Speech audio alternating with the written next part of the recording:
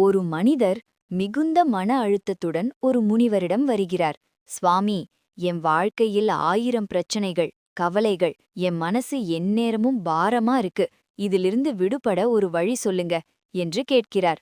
முனிவர் சிரித்துக்கொண்டே பக்கத்தில் இருந்த ஒரு டம்ளர் தண்ணீரை எடுத்து கையில் உயர்த்திக் கொள்கிறார். முனிவர் அந்த மனிதரிடம், இந்த டம்ளரின் எடை எவ்வளவு இருக்கும் என்று கேட்கிறார். ரொம்ப குறைவுதான் சுவாமி என்கிறார். முனிவர் சொல்கிறார், இந்த டம்ளரை நான் 1 நிமிடம் பிடித்திருந்தால் வலி தெரியாது. 1 மணி நேரம் பிடித்திருந்தால் என் கை மரத்துப் போகும். அதுவே 1 நாள் முழுவதும் பிடித்திருந்தால் என் கை செயலிழந்து போகும். அந்த மனிதன் வியப்புடன் பார்க்க முனிவர் விளக்கினார். உன் வாழ்க்கையின் கவலைகளும் இந்த தண்ணீர் டம்ளர் போன்றதுதான். கொஞ்ச நேரம் அவற்றை நினைப்பதில் தவறில்லை.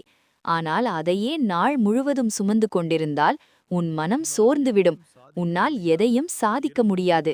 இரவு தூங்க செல்லும் முன் அந்த டம்ளரை கீழே வைப்பது போல உன் கவலைகளையும் இறக்கி வைத்துவிடு. கதையின் நீதி: கவலைகளை கடந்து செல்வதே மகிழ்ச்சியான வாழ்விற்கு வழி. இந்த கதையின் மெசேஜ் பிடித்திருந்தால் லைக் பண்ணி சேனலை சப்ஸ்கிரைப் பண்ணுங்க.